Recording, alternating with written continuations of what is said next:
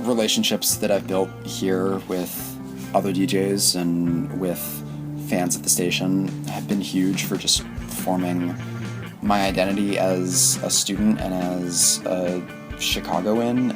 And I think there's something magical about being able to connect with people wherever they are through this strange disembodied medium, for an hour a week, to have people welcome you into their cars or homes or just headspaces because they want to hear what you're playing it's humbling and it's exciting and it's, I think, just genuinely worth doing. Welcome to Radio Survivor, the sound of strong communities. I'm Paul Riesmandel. Hello, Paul. My name is Eric Klein. It's so good to be here today, and I'm very happy that we're joined on the line via San Francisco, over the internet, over Skype, with Jennifer Waits. Hi, Jennifer. Hi. Great to be here. And today we're going to go on a virtual tour with you of a great college radio station in Chicago, Illinois. Another Chicago station, in fact, but in a little different neighborhood of Hyde Park, Chicago. We're going to go to the campus of the University of Chicago. That's right. And we're going to talk a little bit about, later in the show, a new pirate radio, according to the New York Times. What are you suggesting? Well, I'll suggest it later. Okay. We'll get into it. The New York Times wrote about pirate radio, and you have a thing or two to discuss about this article. Let me put big air quotes around the new pirate radio. Jennifer, what is the station that you recently toured? I went to University of Chicago's station, WHPK, and I'm a bit delayed in my reporting, so it's recently that I posted my report about a December 2017 visit to this college radio station at University of Chicago. And it was the same day that I visited WIIT, which we covered on a recent podcast as well. So I was kind of traversing Chicago to see two stations in one day. And yeah, that's a bit of what we're going to talk about today. It's a very long time station. They just celebrated 50 years on FM, although radio dates back even further at University of Chicago. There were some experiments and projects before 1968 when they launched over FM, but they just celebrated that FM anniversary. And it's a student-run station, but also it has a large number of community members, longtime community members who also participate at WHPK. So it's a great combination of folks there, longtime folks. I met somebody who actually had set foot in the predecessor station in the 1950s even, and she has been a DJ at WHPK since the 70s. So Wow. Some incredible perspective on the place. And also, students who've only been there, for a few months. So quite the range of participants. And the station is in Hyde Park. I used to live in Chicago, and Hyde Park is on the south side of Chicago.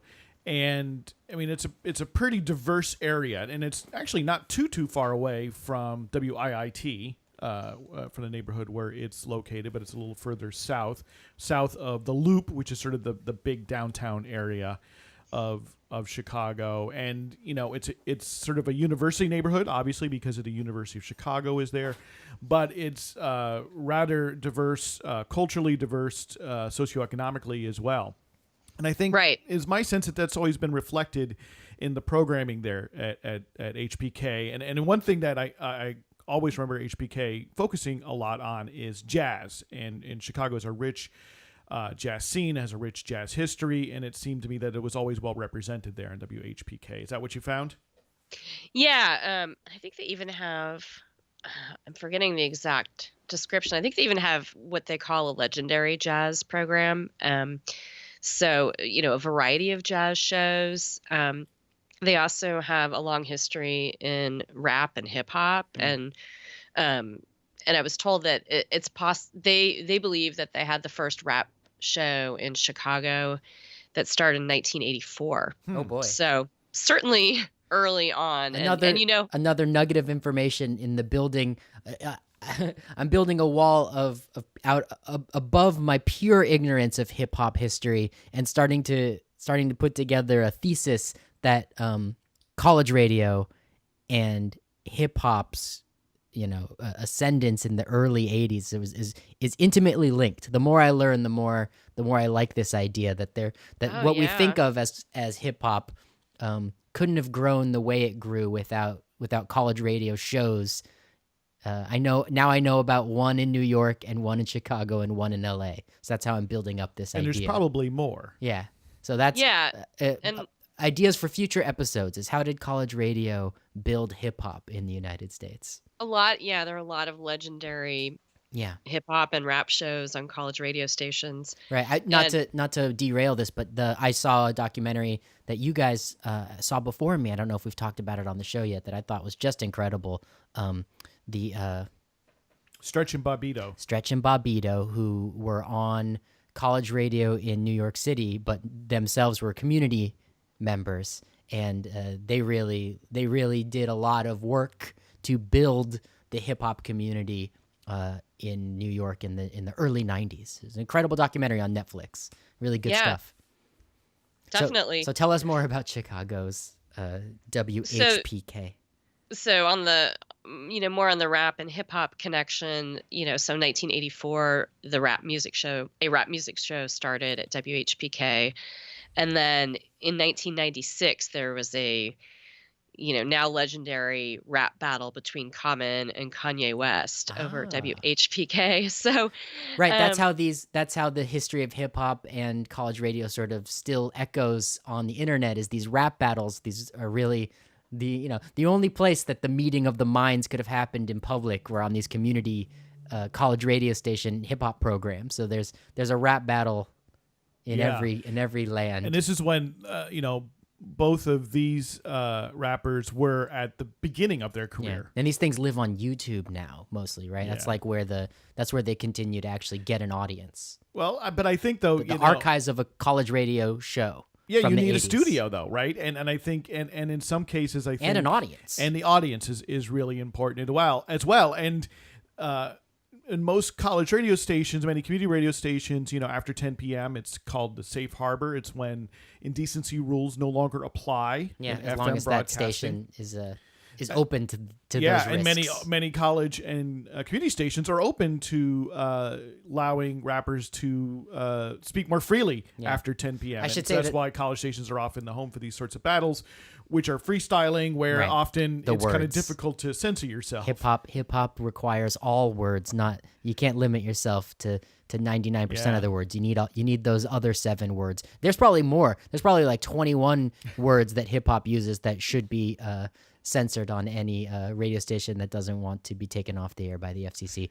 Also, I know that the Dust Brothers had a college radio program in the Los Angeles area in the 80s that might have been an important contributor to hip hop culture, and that's all I know. I just Okay. know that much. We learned that back when KEXP did the Paul's Boutique broadcast, which we discussed. When they broadcast all the songs that are sampled Yeah, on Paul's Boutique and by the Beastie Boys. And the Dust Brothers were the producers of the Paul's Boutique album, and I learned from KEXP's documentary mix of that celebration of the album Paul's Boutique that the Dust Brothers had a college radio show where they and that was made and hip-hop.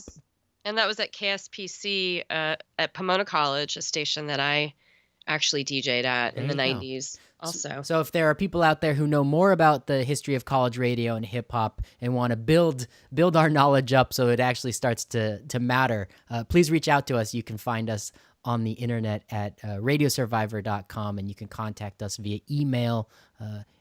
Podcast at radiosurvivor.com. And Jennifer, also, I mean, WHPK is a very broad palette of programming, and it has a program that's a little bit like the program we talked about on our show last week. Yeah, I was thinking about that because last week you talked about Don Joyce and all of the fascinating ways that he would play the studio, by incorporating all of the equipment in the radio studio with cart machines and turntables and everything in between. And when I talked to the station manager at WHPK, that's part of how he described the show there, called Radio Dada. And he said that, I'm going to quote from Ethan Weinstein, who is the station manager.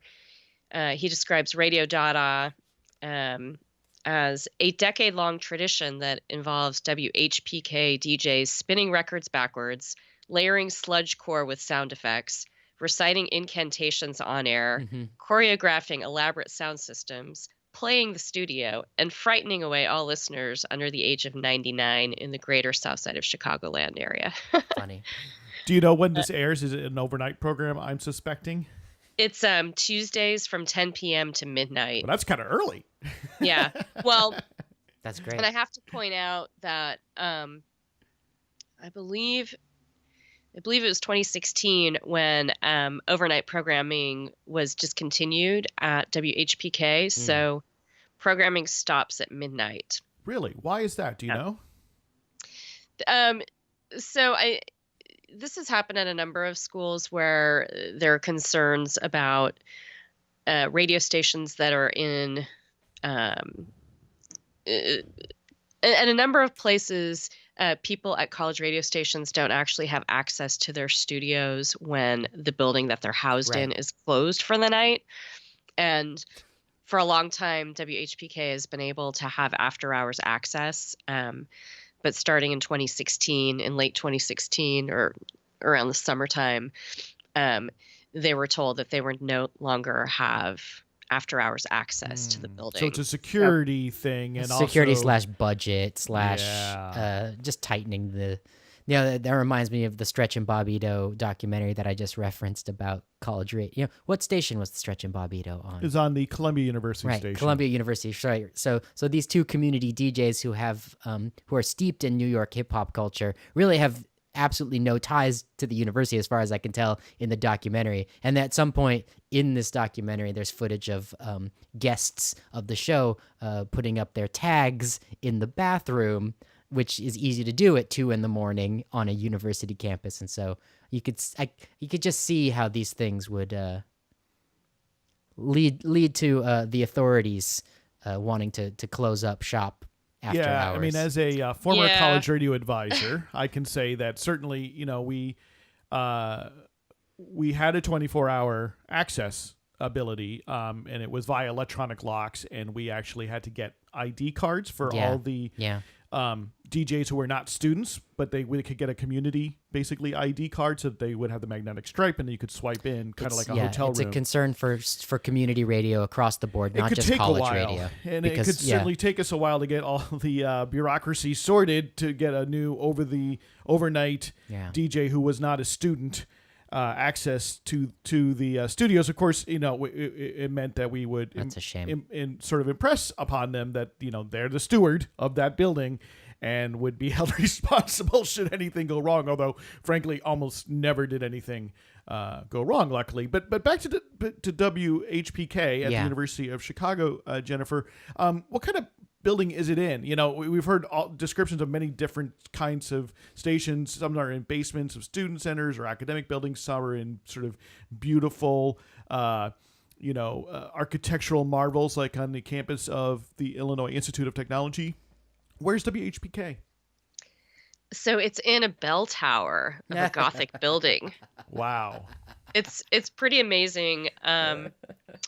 You have to walk up these very narrow wooden stairs, and you're just perched up there, and it's a pretty small space, actually.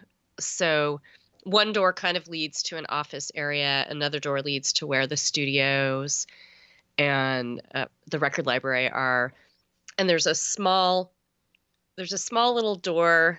Kind of felt like it was at an angle that had a moon-shaped, almost like a window in the door. These are really heavy wooden doors, medieval looking, I would say. And people describe that as Shrek's bathroom. Millennials. Because it just looks, it looks like something out of A fairy tale. a fantastical fairy tale. Yeah. So it's a really cool space, and you're right near the bell tower. You wouldn't necessarily know a radio station is up these steep stairs. My daughter was with me at this visit and at the visit to WIIT the same day, and I forget if I mentioned this when we had our tour of WIIT on the Radio Survivor show, but she's much more into modern. So WHPK for her was a bit challenging because it was funky and kind of like You mean the college. architecture? She likes modern architecture, and she also likes clean lines and This is not what lived happens in. when you take your 6th grader all around the country, I especially know. the college campuses, is they start to I know. develop opinions know. about I know. architecture throughout the decades. I love it.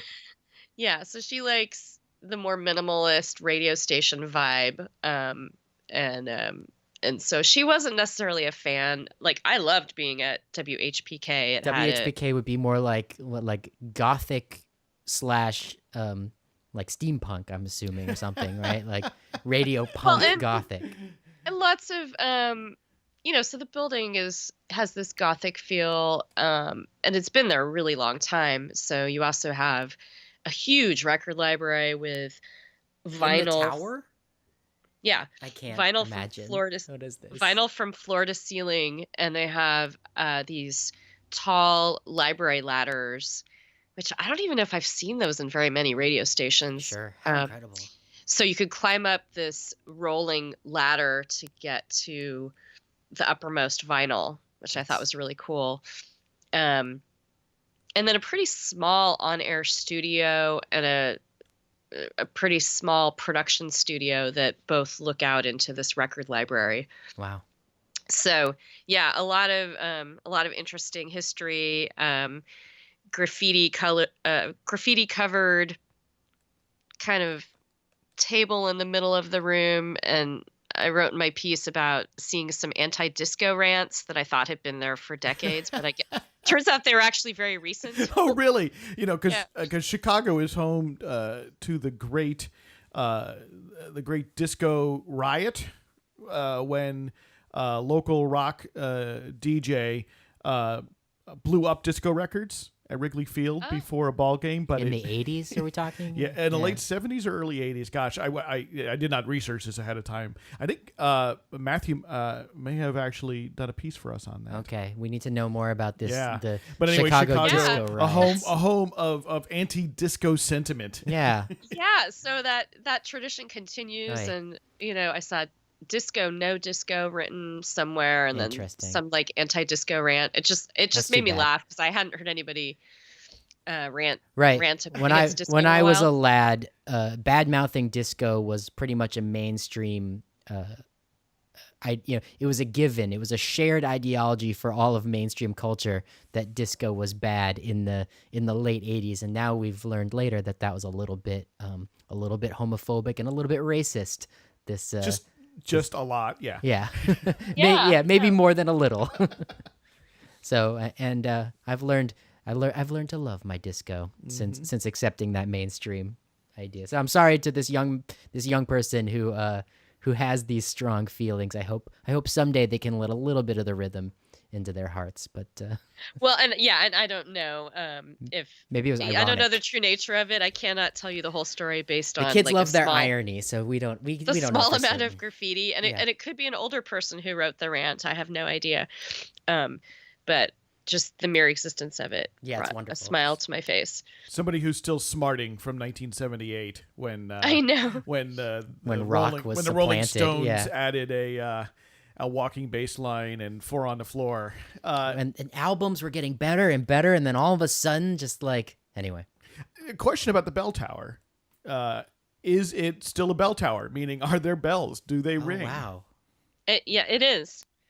Yeah, and apparently, now I'm forgetting, but I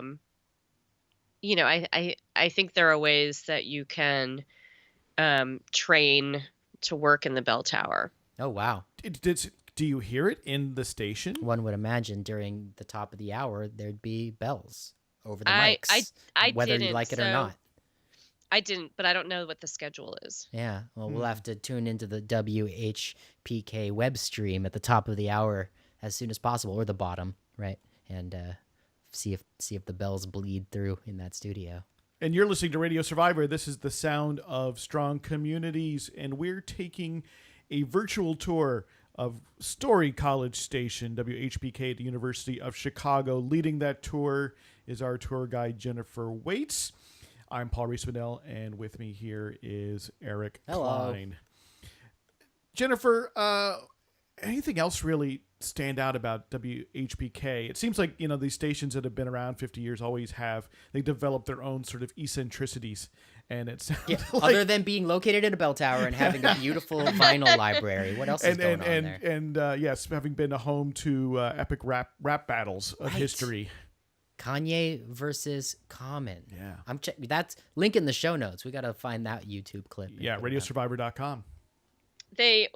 Interestingly, they do an annual concert every year called Summer Breeze. Summer Breeze? Does that make sense? It's not summer, it's spring.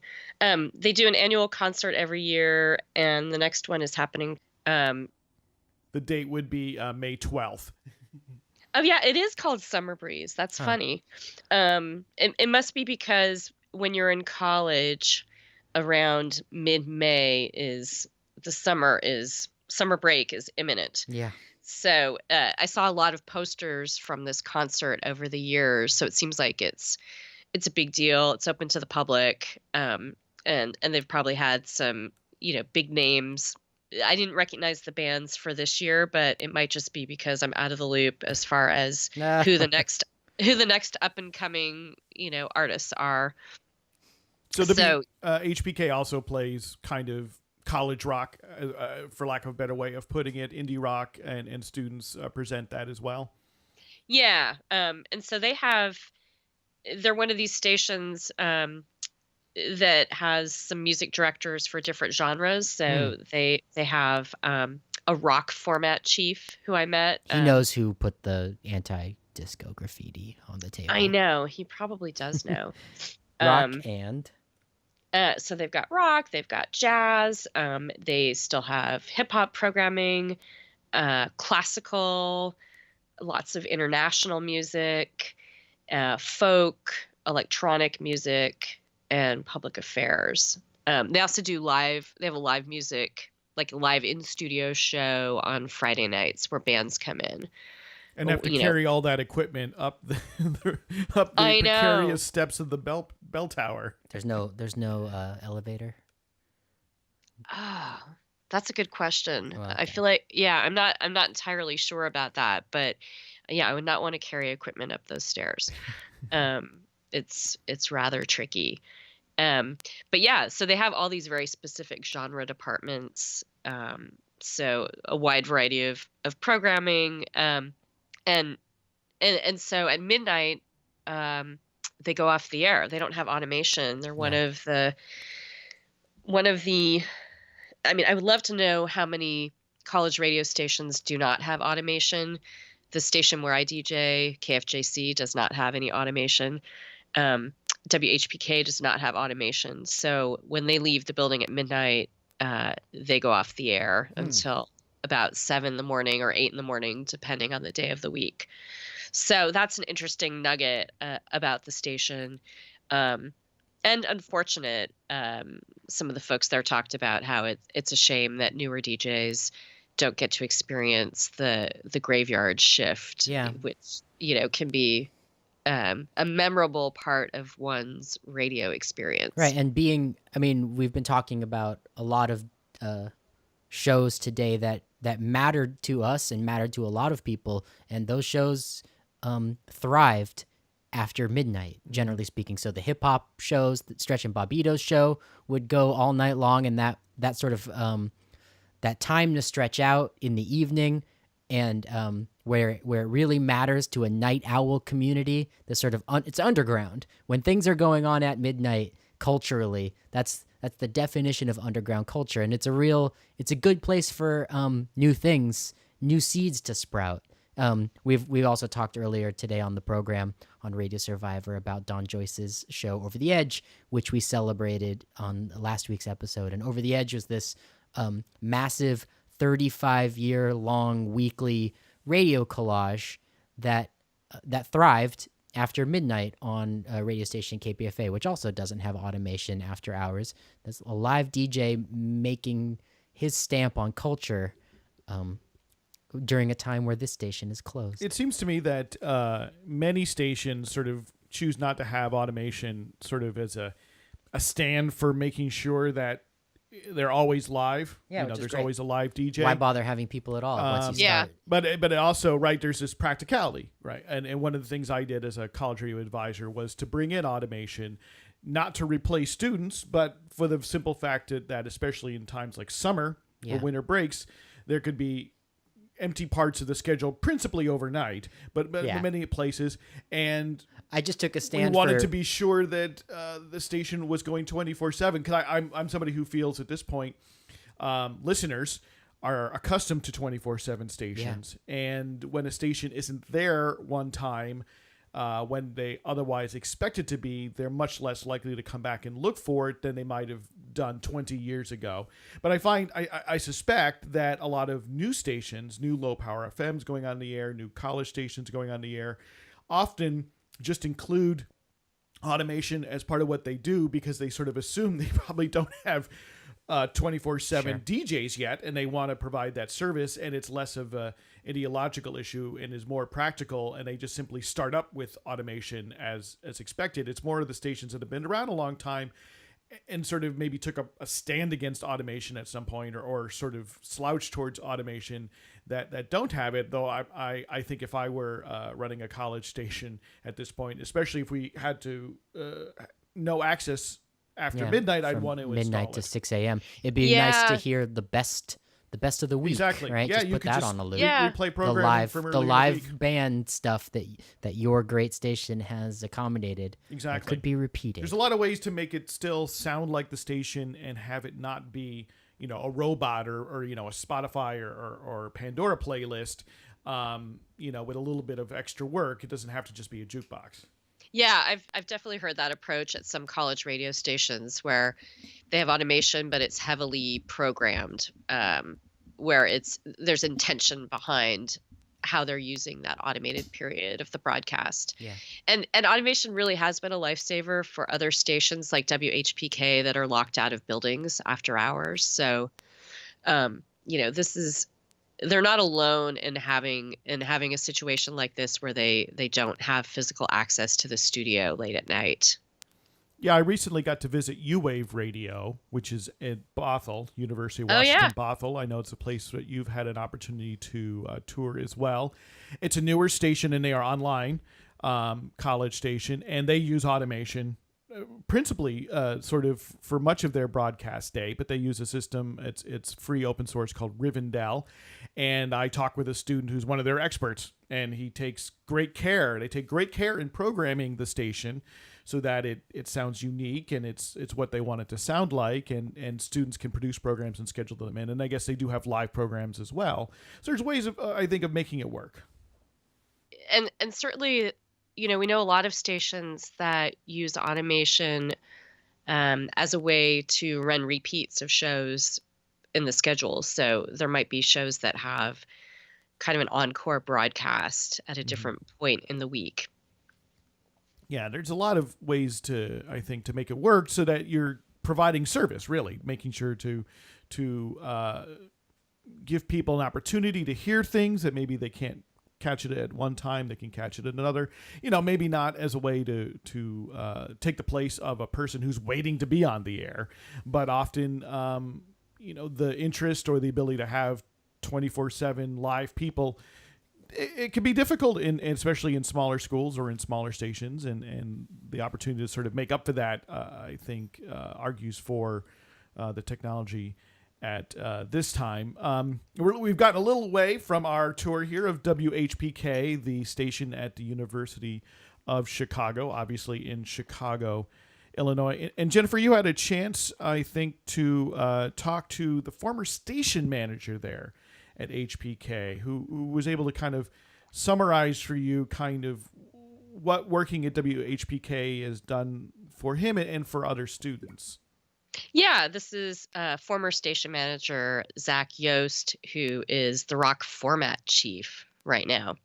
I think the relationships that I've built here with other DJs and with fans at the station have been huge for just forming my identity as a student and as a Chicagoan, and the way that I move about in this community is, I think, heavily inflected by my experience as a DJ, and it completely determined the way that I think about this university and how it's handled administratively. But that still, I think, gets at its influence rather than necessarily why I enjoy it.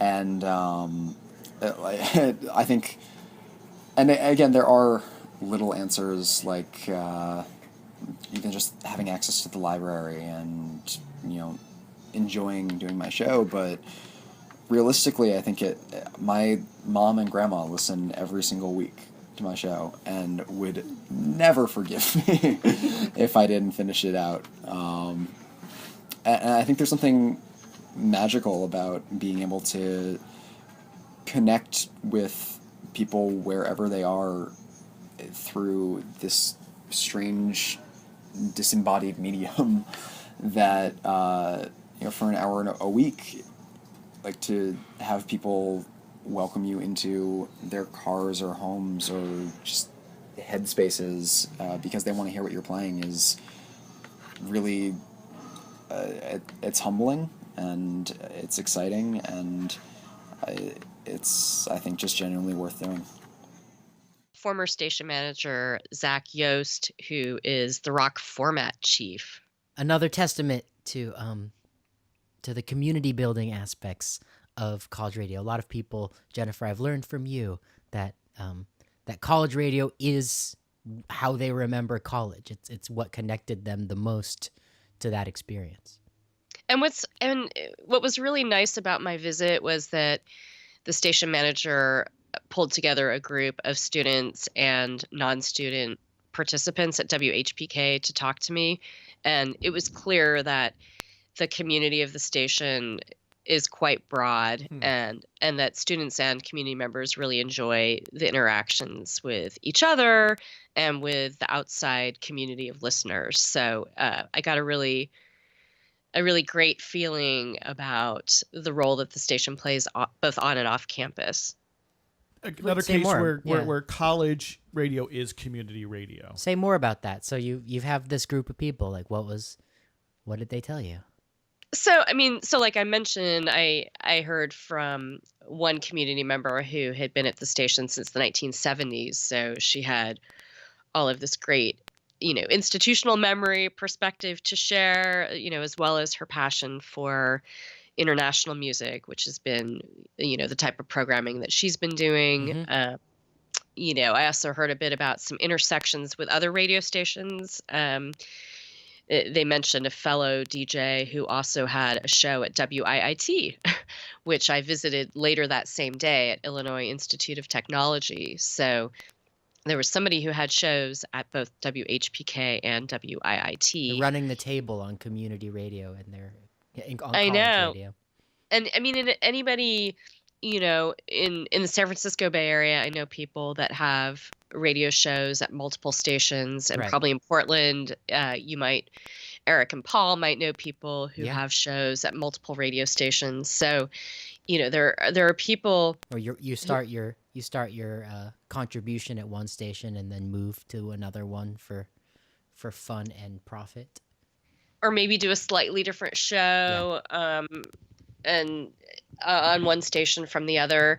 So these connections are really interesting, and that's kind of the fun part about doing these radio station tours and seeing multiple stations in a city on the same day, is sometimes you find out about connections that you hadn't even really thought about, because people are connected to the broader music community in their town. And then there's also this web of radio in a town. So that's something I enjoy is kind of being a fly on the wall Yeah. of that especially when I'm able to go to multiple stations in one visit. Well, Jennifer, thank you so much for sharing your reflections and experience of visiting WHPK at the University of Chicago.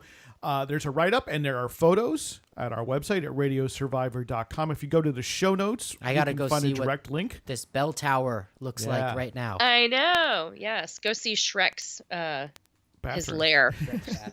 radiosurvivor.com/podcast and look for episode number 142. That's where you can find it. And if you have any comments or you want to help give us some more background in WHPK or about the history of hip hop in college radio, Or other freeform late night collage shows that I want to know about. Now that we've added Radio Dada to the short list of great overnight radio experiments, along with Don Joyce's Over the Edge. Please do Yeah. reach out. Share what you know. yeah, so drop us a line. Podcast at radiosurvivor.com. We're also on social media. You can go to Facebook, where we have a new listener and readers group. So you could post about that and start a conversation with fellow listeners about these shows that we should know more about. It'd be a great way for us to get more information about things that we should talk about and cover, places we should go, people we should talk to. That's at Facebook. If you're a Facebook user, you can also find us on Twitter. We're at Radio Survivor. And, a recent story that I wrote about at radiosurvivor.com is about the new pirate radio. I gave it a little bit of a tease at the top of the show, but I wanted to talk a little bit more about it with both of you because I find it kind of fascinating. But it leads back to something that we covered extensively on the show 2 years ago now, and it's about internet radio. So it was a story in the New York Times that talked about sort of the new pirate radio, but it has nothing to do with broadcast radio. So when they're talking about pirates, they're talking about people that aren't paying for music licensing, not people that are accessing the airwaves without the Federal Communication Commission. Correct. Yeah. And Oh, okay.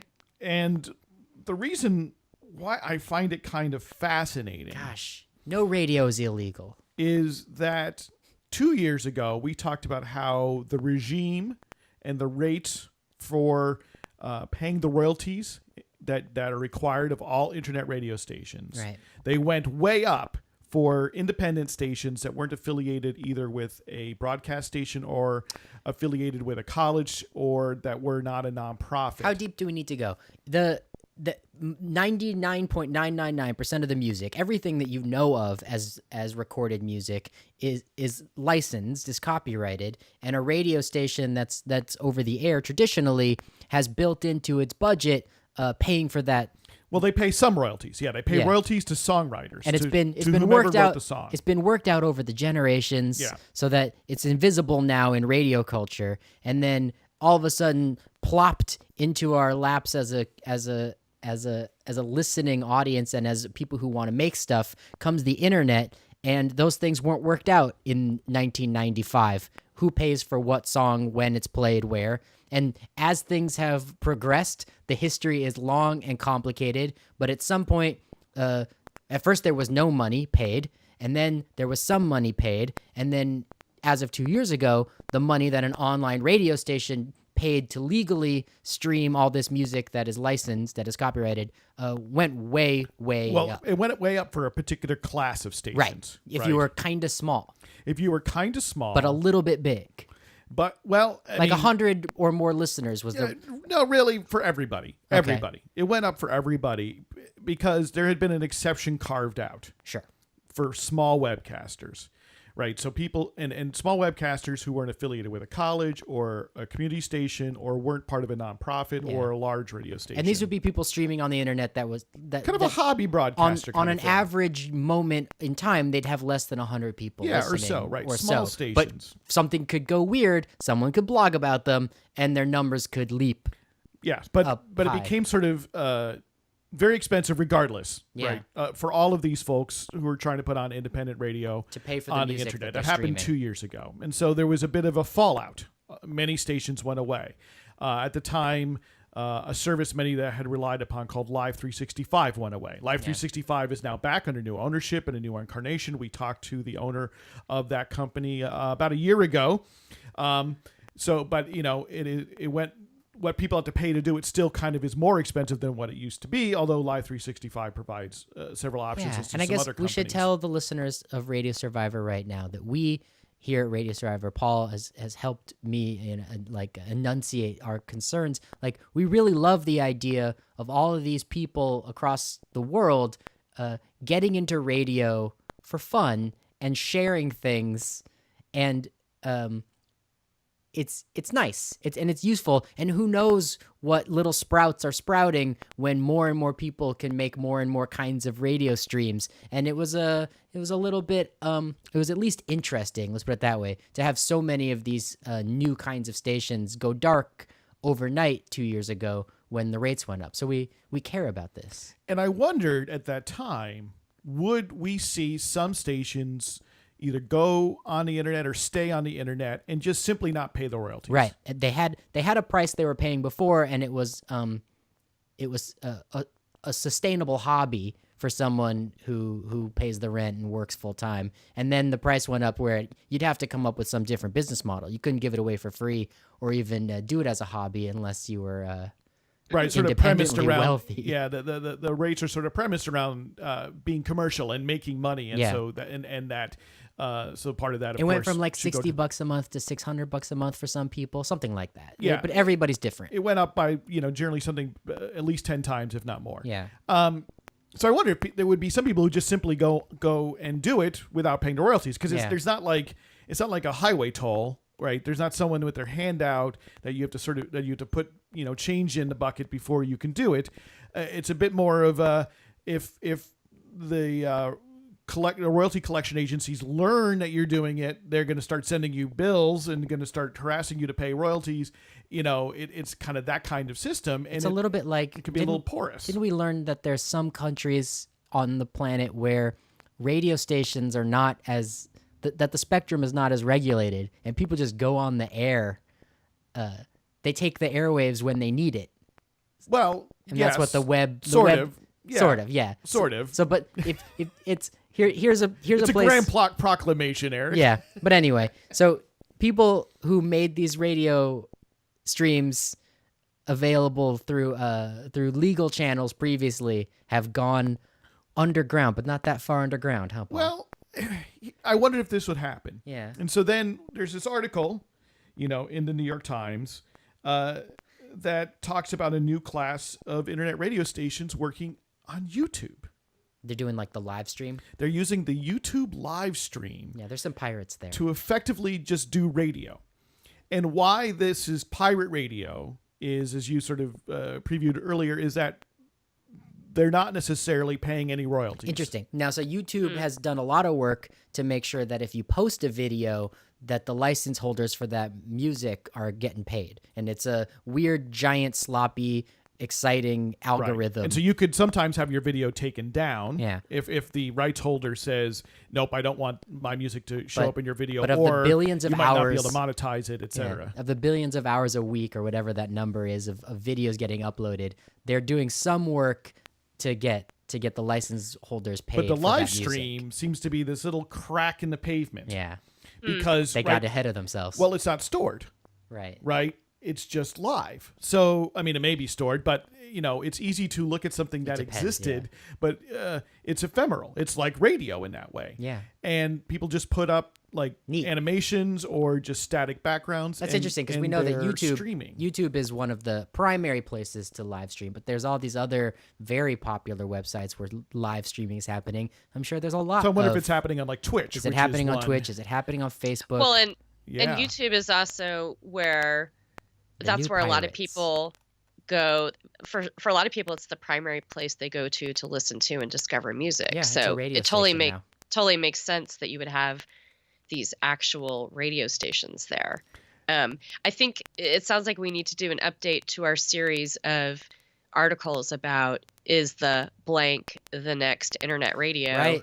So is YouTube the next That's internet right. radio? That's right. That's great. Yeah, because over the whole almost decade-long history of Radio Survivor, there's been a lot of is the new next radio. And the thing about it, though, is that YouTube doesn't seem to want to be the next internet radio. Well, then don't make the pipes 'Cause available to humans. And what I found interesting about it is that all the stations highlighted in the New York Times article were in Europe, first of all. They were in the UK or France or the Netherlands. And, they linked to them so I could go and listen to them and find them. But it took me a long time to find other stations. Now, certainly the YouTube recommendation algorithm, starts recommending them to you as soon as you start listening to them. So Cool. more kind of bubble up. But I found a lot of them were based in Japan. A lot of them were based not in the U.S. And it took me a while to dig in and find any that appeared to be based in the U.S. at Okay. all. Which is the principal place where this royalty issue had an effect on And are we online talking radio. about all kinds of music? Because I'm assuming it's just electronic dance music at this point.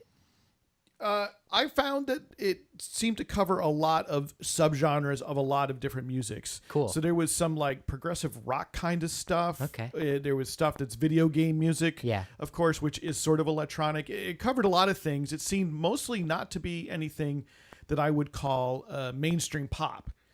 You have enough of that already somewhere else. Although, in many cases, though, I mean, in internet radio, you can find a lot of mainstream Right. pop, right? I mean, people want to play what they know often. But I found that many of these stations, at least as I dug in, were playing things that were not going to be heard regularly on commercial radio, at the very least. Neat. Which doesn't, though, mean that the music is not covered by royalty. So, Paul, what was the tone of this New York Times article complaining about the new pirates It wasn't complaining. of YouTube? It wasn't Okay. complaining. That was just my assumption. No, that they no, were... no. It was not. It was sort of. It was sort of a gee whiz look at this kind of article. Cool. And what puzzled me about it is that it doesn't actually seem to be an enormous phenomenon. Like it exists. Right. But it was marginal. something which I try to pay a lot of attention to, and this is the first time it was crossing my radar. And I'm not to say I know everything. I But want to dig in more. I want to assume, though, that one of these video game streams has a hell of a lot more listeners than Radio Survivor does, for instance. So it's it's marginal, but it's still something. So, Paul, I have a question. These pirate internet radio stations, do they all On have YouTube. video?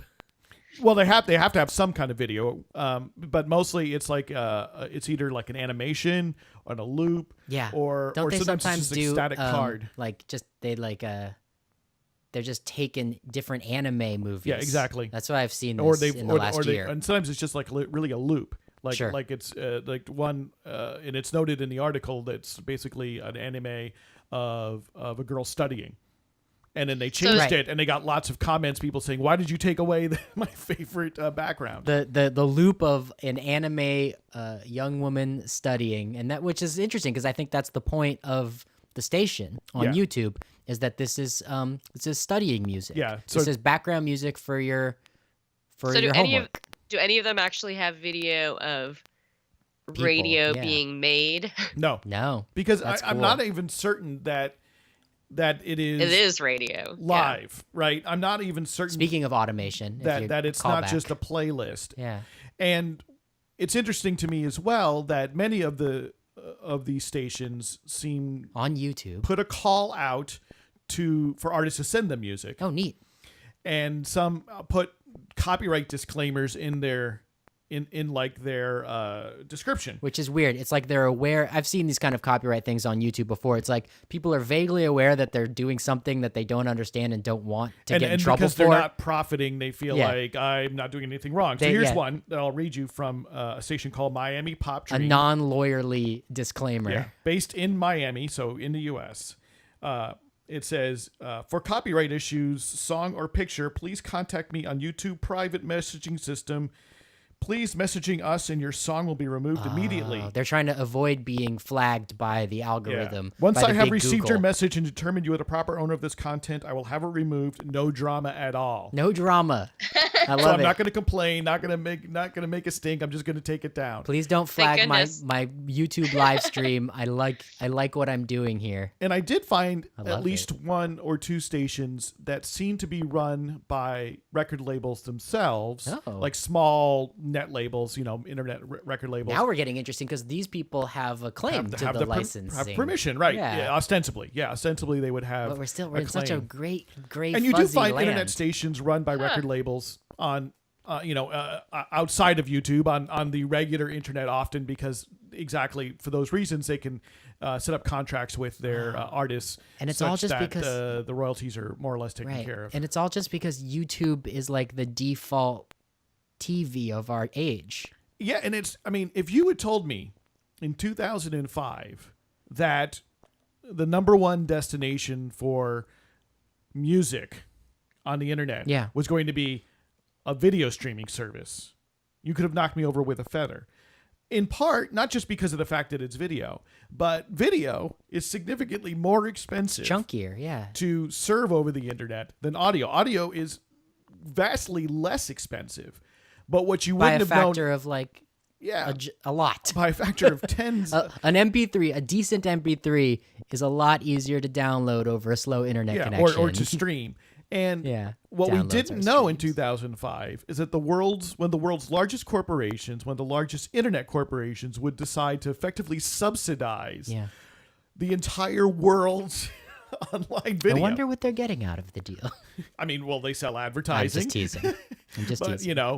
they get data, but we didn't know that in 2005 that that's the way the world would Have happen. fun. And it's a matter of then people having this tool, the ability to have free internet video streaming to do it live or to host things. Yeah, because that's no small videos. thing. Try to do it not on YouTube. Try to do it without Facebook, and you would find yourself up against a lot of financial and technical hurdles that would Absolutely. be difficult to cross to get a live stream going Yeah. And without someone helping you out. And so it's people took this tool, and even though not designed for radio, not designed for audio, What is it designed they nevertheless figure out a way to use it. for? Audience. And It's designed for and audience I guess, building. although I was cranky about it, I do see this. There is a parallel to broadcast pirate radio because ostensibly what they're doing is not permissible. Paul, can you explain that crankiness one more time to me? The crankiness to me is that every time there's a technology for people to communicate more freely, Yeah. the press often declares it the new pirate radio. And often why I chafe against that, right, is that radio is a very tightly controlled medium. And there are penalties associated with broadcasting radio without a license. That, depending on the country you're in, it is more militarized. You may actually have actual police coming to your door, Right. Or depending on what state you live in the United States.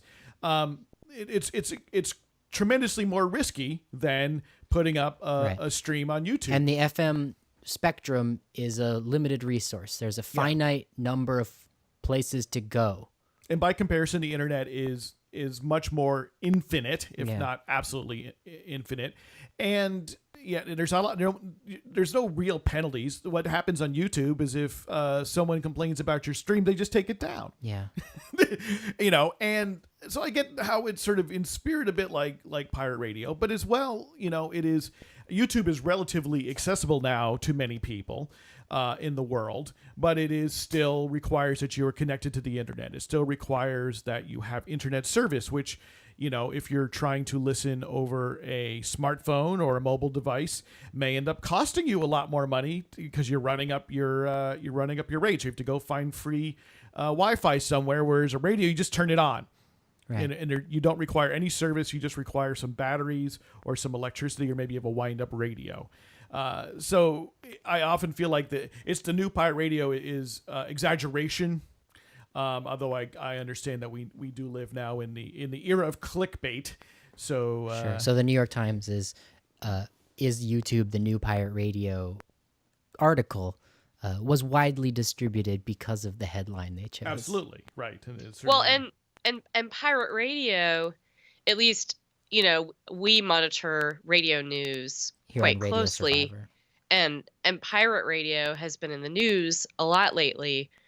So when I saw the headline in the New York Times, I thought it was actually about traditional pirate radio, actual broadcast pirates. because there's a lot going on with the FCC, issuing releases about their efforts to track down radio pirates. We talked about this amazing community station. I watched videos of this station in Boston that was taken off the air by the FCC. They were pirates, but they also were obviously doing the work of community radio. They had a lot of Afro-Caribbean hip-hop music going on, and we also know that the local politicians had gone into the studio to do interviews with the community, not even necessarily knowing that they were being broadcast on a pirate station. So you can read my post. Is YouTube the home of the new radio pirates? At radiosurvivor.com. We'll also have it in the show notes for this episode of the show. It's episode number 142. Go to radiosurvivor.com/podcast. And in a few minutes we have left, we wanted to follow up a little bit on our last episode, number 141, where we talked to the director of the movie, How Radio Isn't Done, about the life Ryan and Worsley. work of Don Joyce, a member of Negativland. We've referenced it several times in our discussion about WHPK, because, Eric, you're sort of discovering that, there's this whole other art form and community around plunderphonics. Plunderphonics. I need to know more. So what I did was, when I was done with that episode of our last episode of Radio Survivor, where I celebrated the work of Don Joyce, leaning heavily, by the way, on Ryan Worsley's documentary. Every sound we heard in that episode of Radio Survivor of Don Joyce and Don Joyce's work and his band members and his friends all came from Ryan Worsley's documentary. So you plundered it yourself. How radio isn't done. Yes, and I had an agreement with Ryan prior to mixing it that was my plan, although I don't know if they quite understood how much mixing it I was going to do. So I want to thank them again for all of their work putting together that documentary so that I could throw it into the mix. And Jennifer, you've been around plunderphonics for a long time, right? You know people who make it, and you've and a lot of it has been centered in the Bay Area where you live. Yeah, well, it makes me think about in particular going to things at this space in San Francisco called Artist Television Access, where I would go to see educational films or things like Sonic Outlaws, and learn about people who were doing media activism using kind of these techniques, and it made me think about things like the Barbie Liberation Organization that would purchase. It was around the time when there were talking Barbies that were saying very sexist things, like, early math 90s, is hard. I believe. Math is hard. Let's go shopping. And G.I. Joe dolls were saying things, about war. And getting the it done. Barbie Liberation Organization bought up G.I. Joes and Barbies, and then switched the voice boxes, and then secretly put them back in the stores. Another example of drop lifting. Yeah. Speaking of last week's episode. Well, and the reason that I know about it, and that most people know about it, right, is not because I bought a Barbie that started talking like G.I. Joe. It's because we learned about it through video and through other media that were distributed pre-internet, through documentaries and it was often mixed in with culture jamming. Yeah, which I learned from looking at Don Joyce's Wikipedia page, that he's credited with originating that term. Culture. Don Joyce was the first person to put the word culture jam into the zeitgeist in the 80s. Yeah, and it basically means reappropriating cultural artifacts. Can be audio, video, these things, and recontextualizing them, collaging them together, often to undermine the original message And or to call out the subtext that and to bring out other things embedded in it and to bring your attention to things, and also often for critical purposes. Doing the kind of work that Banksy is famous for now, where the city itself is the canvas, and just because most of the artwork that you see is paid advertising doesn't mean that some artists don't believe that they have a right to change those landscapes and change those artworks by altering the advertisements for a different message. And Exactly. when I was a Yeah. youngster, I remember one of the ones that had a big impact on me was a Joe Camel, which was a cartoon character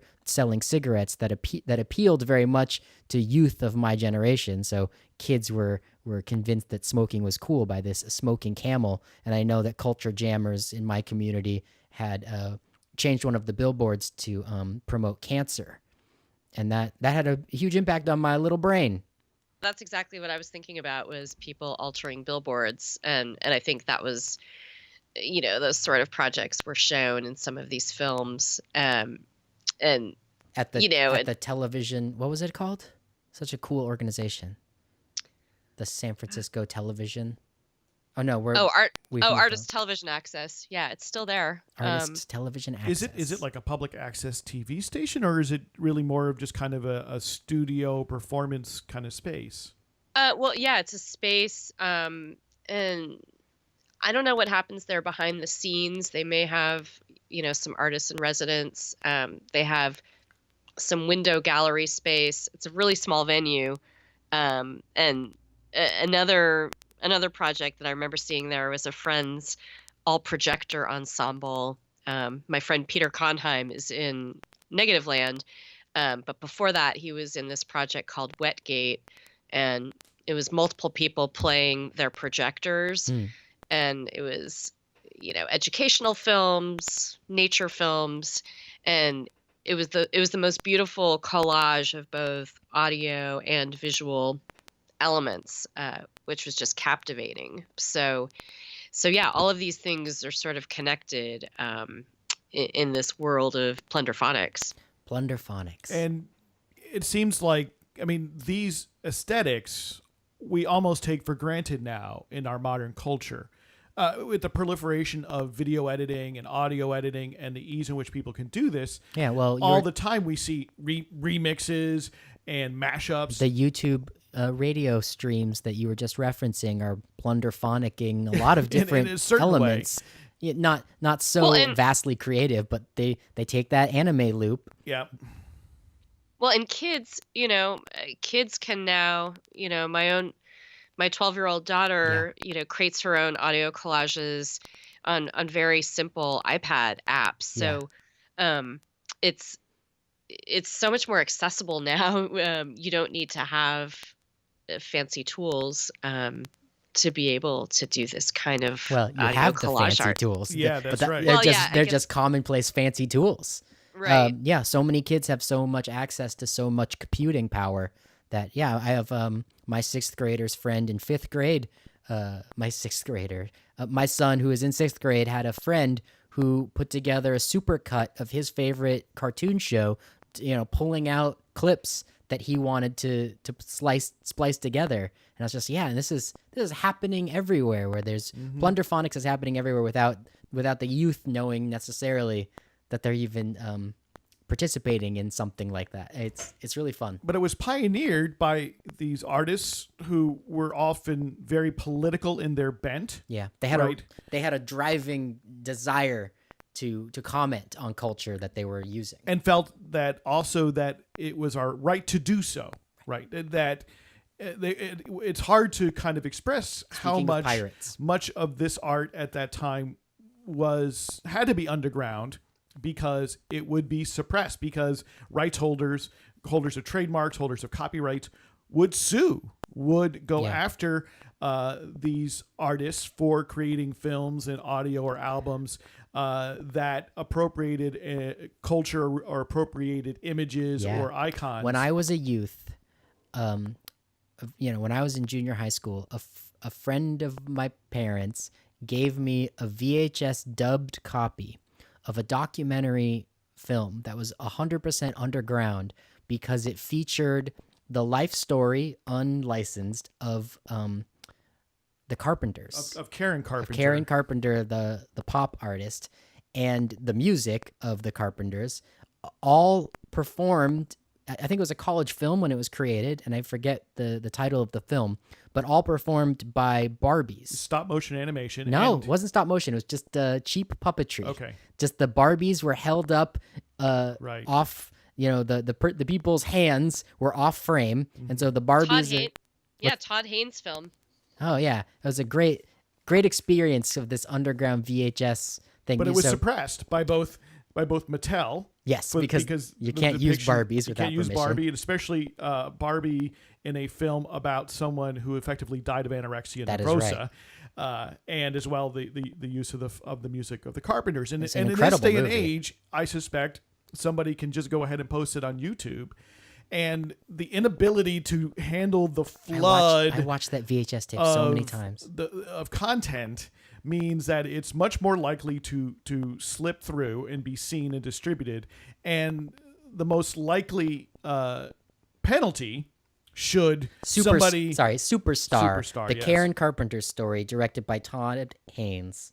And the most likely penalty, should a rights holder object, is mostly that simply it just gets taken down. Not that you'll be served a lawsuit, right? That you will be sued for the copyright violation. It's not as if those suits don't ever happen, but that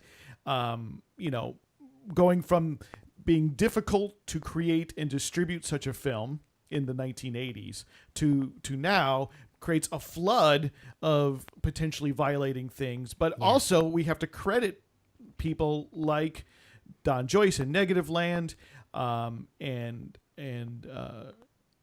John Oswald, who coined the term plunderphonics, who recreated pop songs, early remixes and mashups in the 80s, for fighting that fight. Yeah, as well and for as taking the risk that was much more risky then in creating this space for people to fairly comment, reuse, and collage culture. And as well as making a statement that when radio stations allow artists space to be creative and risky, they're contributing to this culture in ways that only history will be able to fully understand how important the contribution was, right? There was probably at some point in time, no point in time, where an authority figure at these college radio stations was asked permission, should hip-hop artists from literally off the streets be given access to the airwaves at 2 a.m.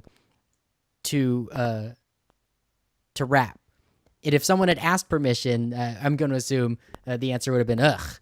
But it happened because people knew it was exciting and fun and important. And there was just enough space in the sidewalk for the plant to grow up. And now we have link in the show notes today to Common battling with Kanye on WHPK, the University of Chicago's college radio station, back before either of them were world famous celebrities. And it's still valuable to have these open and relatively free and relatively inexpensive media platforms that still have an audience where you're still reaching people, because it's this cultivation cycle, I think. Jennifer, thank you so much for joining us and sparking all of this discussion with your tour of WHPK at the University of Chicago. Sure. Yeah. College radio is often at the center of it all.